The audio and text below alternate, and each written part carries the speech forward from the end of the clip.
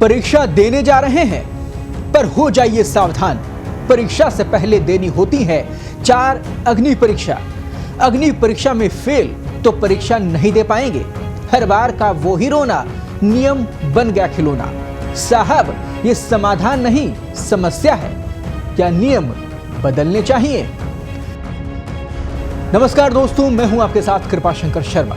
नकल गिरोह के डर के बीच आरपीएससी की 3 बड़ी परीक्षाएं सफलतापूर्वक संपन्न हो गई। राजस्थान लोक सेवा आयोग ने आयोजित असिस्टेंट प्रोफेसर, पीटीआई और लाइब्रेरियन की परीक्षा का आयोजन किया था। आरपीएससी की 3 बड़ी परीक्षाओं को नकल से बचाने के लिए राजस्थान सरकार ने सख्त कदम उठाए।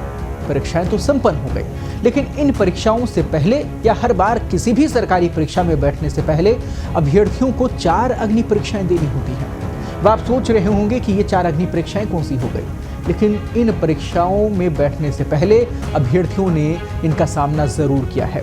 तो चलिए आपको बताते हैं किन किन परीक्षाओं का उन्हें पहले सामना करना पड़ता है। सबसे पहले बात करते हैं इंटरनेट बंदी की। दूसरी समस्या है अगर देरी हुई तो परीक्षा से वंचित हो जाएंगे। तीसरी समस्या, रोडवेज फ्री भी हो जाती है फिर भी साधन उपलब्ध नहीं होते, मारामारी होती है।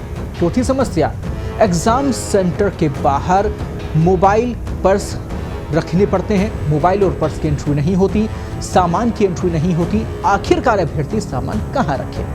तो चलिए सबसे पहले बात करते हैं इंटरनेट बंदी की। एक तरफ हम बात करते हैं टेक्नोलॉजी की, दूसरी तरफ नेट बंदी। क्या ये सही है? जम्मू कश्मीर, मणिपुर के बाद राजस्थान में सबसे ज्यादा बार नेट बंदी हुई है। नेट बंदी सिर्फ कुछ घंटों या एक दिन के नेट बंद होने तक सीमित नहीं है। इसकी वजह से अब जिंदगी पूरी प्रभावित हो जाती है, क्योंकि नेट बंद होने से बाहर से आए अभ्यर्थी पेमेंट के लिए डिजिटल मोड नहीं अपना पाते। खुले पैसों या नकदी रखने का जोखिम रखना पड़ता है। गूगल मैप का प्रयोग नहीं कर पाते हैं, जिस वजह से सेंटर पर समय पर नहीं पहुंच पाते और परीक्षा से वंचित हो जाते हैं। टैक्सी ऑनलाइन नहीं ले पाते हैं, न ही ट्रेन का शेड्यूल देख पाते हैं। ऐसे में प्रशासन की तरफ से नेटबंदी के रूप में किया गया समाधान समस्या बन जाता है। अब बात करते हैं एक और समस्या की।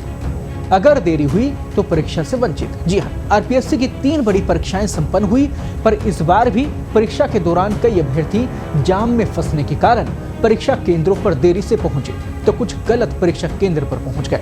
परिणाम रहा कि ये अभ्यर्थी परीक्षा में नहीं बैठ पाए। अभ्यर्थियों को परेशानी का सामना करना पड़ा।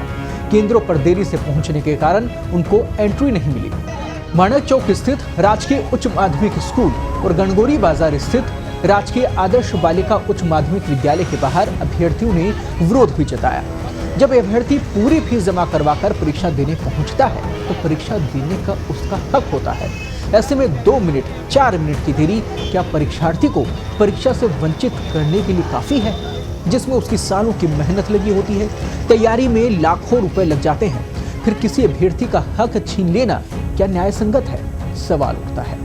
अब बात करते हैं प्रबंधन की, साधनों की। जब भी सरकारी परीक्षाएं होती हैं तो जिस जिले में बात होती है परीक्षा की, जिले बदल दिए जाते हैं। कोशिश रहती है कि जिस जिले से अभ्यर्थी है वहां उसका सेंटर ना आए, पर ऐसे में लाखों की भीड़ एक साथ एक ही दिन एक स्थान से दूसरे स्थान पर जाने को मजबूर हो जाती है। ऐसे में हर बार प्रशासन के विकल्प धरे रह जाते हैं। मजबूरी में कई अभ्यर्थी ट्रेन की छतों पर, बसों की छतों पर भी देखे मिलते हैं और दुर्घटनाओं का शिकार हो जाते हैं। उचित यातायात प्रबंधन या एग्जाम सेंटर तक पहुंच बनाना सही समाधान होगा। फिलहाल की व्यवस्था से अभ्यर्थी सिर्फ परेशान हो रहे हैं। और अब बात करते हैं एक और बड़ी समस्या, यानी कि अभ्यर्थी सामान कहां रखे। ये एक ऐसी समस्या है जिसका सामना हर अभ्यर्थी को करना पड़ता है, पर मजबूरी में बनाए गए इस नियम के परीक्षार्थी इसके आगे सरेंडर हैं। परीक्षा केंद्र के बाहर से किसी का मोबाइल चोरी हो जाता है तो किसी का बैग गायब हो जाता है, क्योंकि अधिकांश परीक्षा केंद्रों पर सामान रखने की कोई व्यवस्था नहीं होती। कई बार तो दूसरे जिलों से आए अभ्यर्थियों को अपना सामान फुटपाथ या पेड़ के नीचे छोड़कर जाना पड़ता है। नकल रोकने के लिए प्रशासन की तरफ से अपनाए ये तरीके तो सही हैं, पर अव्यवस्था ने अभ्यर्थियों के लिए परेशानी खड़ी कर दी है। तो समझ यही आता है कि समाधान नहीं समस्या है। हाल ही में आरपीएससी द्वारा हुई 3 परीक्षाओं की ही बात करें तो उदयपुर में 66% छात्र छात्राएं परीक्षा देने ही नहीं पहुंच पाए। प्रदेश भर में परीक्षा में कुल लगभग 56% अभ्यर्थियों की उपस्थिति रही और बाकी नहीं आए। जयपुर में 64,161 अभ्यर्थी पंजीकृत थे, जिनमें से 36,362 उपस्थित हो पाए। सोचिए कितना बड़ा आंकड़ा है जो परीक्षा देने ही नहीं पहुंचा।